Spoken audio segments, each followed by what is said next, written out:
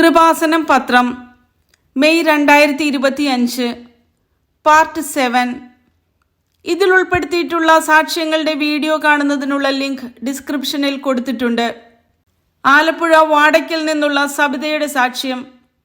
മലദ്വാരത്തിൽ cancer വന്നപ്പോൾ doctor പറഞ്ഞത് അതടച്ച് bag ഇടണമെന്നായിരുന്നു. ഉടമ്പടി എടുത്തപ്പോൾ ഡോക്ടർ പറഞ്ഞത് നിങ്ങൾ ചികിത്സയ്ക്കായി ഇനി ഇങ്ങോട്ട് വരണ്ട എന്നാണ്. എനിക്ക് മുടികൊഴിച്ചിൽ കൂടി ഡോക്ടറെ കണ്ട് ടെസ്റ്റ് ചെയ്തപ്പോൾ എമർജൻസിയായി സർജറി വാർഡിലേക്ക് വിടുകയാണെന്ന് പറഞ്ഞു. അവിടെ MRI എടുക്കുകയും ബയോപ്സിക്ക് വിടണമെന്നും പറഞ്ഞു. റിസൾട്ട് വന്നപ്പോൾ എനിക്ക് മലദ്വാരത്തിൽ ക്യാൻസർ ആണെന്നും അതടച്ച് സൈഡ് ബാഗ് ഇടണമെന്നും പറഞ്ഞു. ഞാൻ കൃപാസനത്തിൽ വന്ന മാതാവിനോട് എനിക്ക് വഴികാട്ടി തരണമെന്ന് പ്രാർത്ഥിച്ചു. അതിനുശേഷം കോട്ടയം മെഡിക്കൽ കോളേജിൽ സർജറി കഴിഞ്ഞ് റിസൾട്ട് വന്നപ്പോൾ ഇതിന്റെ ആരംഭമാണെന്നും ഗ്യാസ്ട്രോ വഴി ചെയ്യാനും പറഞ്ഞു. 2 പ്രാവശ്യത്തെ ട്രീറ്റ്മെന്റ് നടത്തി. പിന്നെ ഗ്യാസ്ട്രോ വഴി ചെയ്യാൻ പറ്റില്ല, ഒരു സർജറി കൂടി വേണമെന്ന് പറഞ്ഞു. ഞാൻ കൃപാസനത്തിൽ വന്ന് ഉടമ്പടി എടുത്ത് പ്രാർത്ഥിച്ചു.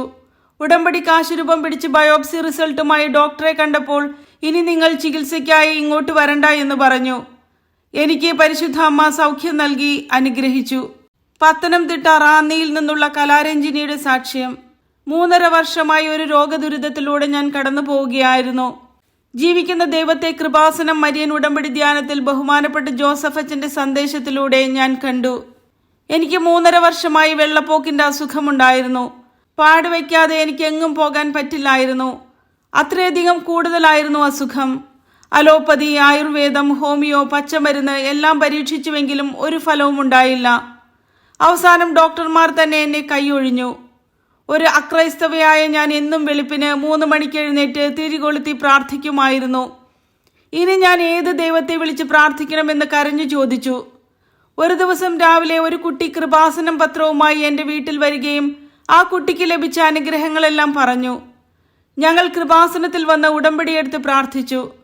ബഹുമാനപ്പെട്ട ജോസഫ് അച്ഛന്റെ ആരാധനയിൽ ഗർഭപാത്രത്തിൽ ഒരു കക്കയുടെ നിറമുള്ള വൈറ്റ് കളറിൽ ഒരു പാട പോലെ രൂപപ്പെട്ട് രോഗമുള്ള വ്യക്തിയെ പരിശുദ്ധ അമ്മ സുഖപ്പെടുത്തുന്നുവെന്ന് പറഞ്ഞു. എനിക്ക് സൗഖ്യം ലഭിച്ചു. കൊല്ലം കോയിവിളയിൽ നിന്നുള്ള അന്നമ്മയുടെ സാക്ഷ്യം.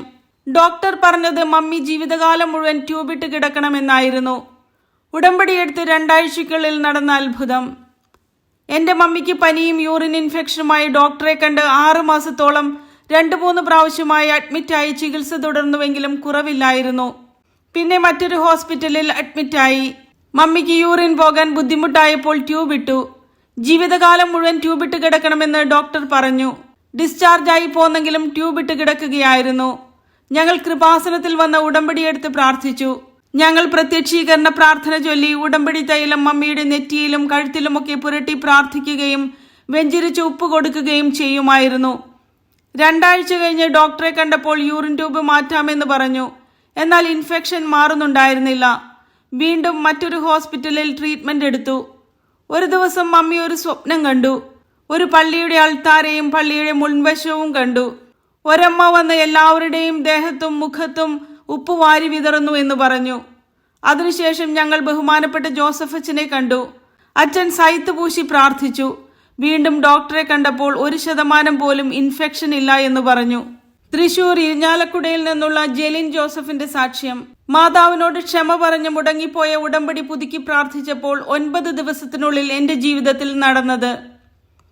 ഞാൻ കുവൈറ്റിൽ 2.5 വർഷം ജോലി ചെയ്ത ശേഷം ലീവിന് നാട്ടിലെത്തി.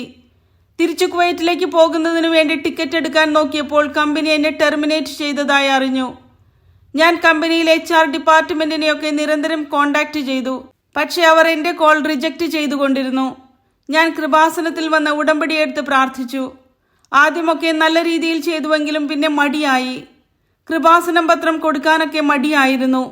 വീണ്ടും പല ജോലികൾക്കും വേണ്ടി അന്വേഷിച്ചുവെങ്കിലും ഒന്നും ശരിയാകാതായി.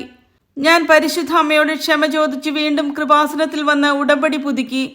ഒരു വിദേശ ജോലി ശരിയാക്കി തരുമെങ്കിൽ ഞാൻ ഇവിടെ വന്ന് സാക്ഷ്യം പറയാമെന്ന് നേരുകയും ഉടമ്പടി നിബന്ധനകൾ പാലിക്കുകയും ചെയ്തതിന്റെ ഫലമായി 9 ദിവസത്തിനുള്ളിൽ എനിക്ക് ഒമാനിൽ ജോലി ലഭിച്ചു. വയനാട് പുൽപ്പള്ളിയിൽ നിന്നുള്ള സ്വപ്നയുടെ സാക്ഷ്യം. ജോസഫ് അച്ഛൻ പറയാറുള്ളത് പോലെ ഒരു അസാധ്യ കാര്യമാണ് ഞാൻ ഉടമ്പടിയിൽ വെച്ചത്. ഞാൻ ചോദിച്ചതിലും കൂടുതലാണ് മാതാവ് അനുവദിച്ചു തന്നത്. എൻ്റെ മകൻ കോവിഡ് കാലത്തിന് ശേഷം പഠിക്കാൻ വളരെ പുറകിലായി. 10ാം ക്ലാസ്സിലെത്തിയപ്പോൾ ക്രിസ്തുമസ് പരീക്ഷ, മോഡൽ പരീക്ഷയിലെല്ലാം വളരെ മാർക്ക് കുറവായിരുന്നു. പരീക്ഷയ്ക്ക് ജയിക്കുമെന്ന് പോലും സംശയമായിരുന്നു. ഞാൻ കൃപാസനത്തിൽ വന്ന് ഉടമ്പടിയെടുത്ത് നിയോഗം വയ്ക്കുകയും ചെയ്തു. പരീക്ഷയ്ക്ക് പോകുന്നതിന് മുമ്പ് ഉടമ്പടി തൈലം വിശ്വാസ പ്രമാണം ചൊല്ലി മകന്റെ നെറ്റിയിൽ കുരിശിട്ട് പ്രാർത്ഥിക്കുകയും വെഞ്ചരിച്ച ഉപ്പും തേനും ഉപയോഗിച്ച് പ്രാർത്ഥിക്കുകയും ഹാൾ ടിക്കറ്റിൽ ഉടമ്പടി കാശ് രൂപം വെച്ച് 75% മാർക്ക് എന്നെഴുതിവിടും. അത് ലഭിക്കില്ലെന്നറിയാം. എന്നിട്ടും അസാധ്യമായ കാര്യങ്ങളാണ് ഉടമ്പടിയിൽ വെക്കേണ്ടതെന്ന് ബഹുമാനപ്പെട്ട ജോസഫ് അച്ഛൻ ആരാധനയിൽ പറയുന്നത് കേട്ടിട്ടുണ്ട്. വിശ്വാസത്തോടെ ഞങ്ങൾ പ്രാർത്ഥിച്ചതിന്റെ ഫലമായി മകൻ 10ാം ക്ലാസ് പരീക്ഷയിൽ 79% മാർക്കോടെയും +2 പരീക്ഷയിൽ 61% മാർക്കോടെയും പാസ്സായി. എരുമേലിയിൽ നിന്നുള്ള അബി ബിനോയുടെ സാക്ഷ്യം. ഉടമ്പടി വഴി അടഞ്ഞ വാതിൽ തുറന്ന് 59ാം ദിവസം വിസ വന്ന അത്ഭുത സാക്ഷ്യം. ഞാൻ പോളണ്ടിൽ BSc നഴ്സിംഗ് പഠിക്കുന്നതിന് വേണ്ടി അതിന്റെ പ്രോസസ്സിംഗ് നടന്നുകൊണ്ടിരുന്നു. പേപ്പർ സബ്മിഷനായുള്ള ഡേറ്റ് എടുത്തു കഴിഞ്ഞപ്പോൾ പുതിയ വിസ നിയമങ്ങളെല്ലാം വരികയും എൻ്റെ യാത്ര ക്യാൻസൽ ആവുകയും പല തടസ്സങ്ങളും വരാൻ തുടങ്ങി. ഞാൻ ചൂസ് ചെയ്ത ഏജൻസി തന്നെ പൂട്ടിപ്പോയി. വളരെ വിഷമത്തിലായപ്പോൾ എൻ്റെ ഫ്രണ്ട്സ് കൃപാസനത്തിൽ വന്ന് മാതാവിനോട് പ്രാർത്ഥിച്ചാൽ എല്ലാം ശരിയാകുമെന്ന് പറഞ്ഞു. ഞങ്ങൾ കൃപാസനത്തിൽ വന്ന് ഉടമ്പടിയെടുത്ത് പ്രാർത്ഥിച്ചു. അതിനുശേഷം ഇന്റർവ്യൂവിന് ഡേറ്റ് കിട്ടുകയും ഉടമ്പടി തൈലവും ഉടമ്പടി കാശുരൂപവുമായി പോയി ഇന്റർവ്യൂ അറ്റൻഡ് ചെയ്യുകയും ചെയ്തു. ഉടമ്പടിയെടുത്ത് 59ാം ദിവസം എനിക്ക് വിസ വന്നു. തൃശ്ശൂരിൽ നിന്നുള്ള നിമിഷയുടെ സാക്ഷ്യം.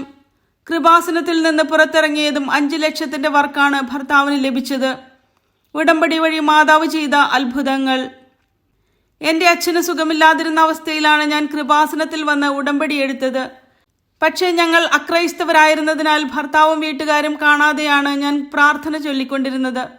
ഭർത്താവിൻ്റെയും കുടുംബത്തിൻ്റെയും മാനസാന്തരത്തിനു വേണ്ടിയും പ്രാർത്ഥിച്ചു കൊണ്ടിരുന്നു. ഒരു ദിവസം ഭർത്താവിൻ്റെ ഫോണിൽ അച്ഛൻ്റെ ആരാധനയും സാക്ഷ്യങ്ങളും ഒക്കെ കണ്ട് ഇതെന്താണെന്ന് ചോദിച്ചപ്പോൾ ഞാൻ ഉടമ്പടി എടുത്ത കാര്യം പറഞ്ഞു. അപ്പോൾ നമുക്ക് കൃപാസനം വരെ പോകാമെന്ന് അദ്ദേഹം പറഞ്ഞു. അങ്ങനെ ഞങ്ങൾ ഇവിടെ വന്ന് അച്ഛൻ്റെ ഉടമ്പടി ആരാധനയിൽ പങ്കെടുത്ത ശേഷം അലൂമിനിയം ഫാബ്രിക്കേഷൻ വർക്ക് ചെയ്യുന്ന ഭർത്താവിന് 5 ലക്ഷത്തിന്റെ വർക്ക് കിട്ടുകയും 4 പേർ ഭർത്താവിന്റെ കീഴിൽ പണി ചെയ്യുകയും ചെയ്യുന്നു. അദ്ദേഹത്തിന്റെ അമ്മയും വന്ന് ഉടമ്പടി എടുത്തു. ഭർത്താവ് വീട്ടിൽ രൂപക്കൂട് പണിത് മാതാവിന്റെ വലിയൊരു രൂപം വീട്ടിൽ വെച്ച് കുടുംബസമേതം പ്രാർത്ഥിക്കുന്നു. ചെങ്ങന്നൂർ തിരുവാങ്കുണ്ട് നിന്നുള്ള ജിറ്റു സണ്ണിയുടെ സാക്ഷ്യം. ഒറ്റ തവണയെ ഞാൻ അവന് ഉടമ്പടി തൈലം പുരട്ടിക്കൊടുത്തുള്ളൂ. ഉടനടി കിട്ടിയ ദൈവാനുഭവം. എൻ്റെ മകന് പ്രൈവറ്റ് പാർട്ടിൽ ഒരു തടിപ്പും വേദനയുമായി ഡോക്ടറെ കണ്ടപ്പോൾ ആന്റിബയോട്ടിക് തരികയും അത് കഴിച്ചിട്ട് മാറുമോ എന്ന് നോക്കാം, അതിൽ നിന്ന് പസ് എന്തെങ്കിലും വരികയാണെങ്കിൽ കൾച്ചർ ചെയ്ത് നോക്കാം എന്ന് പറഞ്ഞു. മരുന്നുകൊണ്ട് പ്രയോജനം ലഭിച്ചില്ല. പസ് വരികയും ചെയ്തു.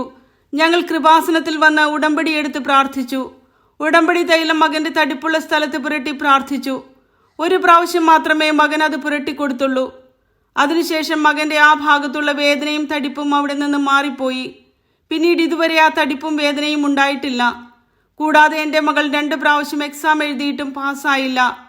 ഉടമ്പടിയെടുത്ത് വെഞ്ചരിച്ച നേർച്ച വസ്തുക്കൾ ഉപയോഗിച്ച് പ്രാർത്ഥിച്ചതിന്റെ ഫലമായി എക്സാം പാസ്സായി വിദേശത്ത് പോകാൻ സാധിച്ചു.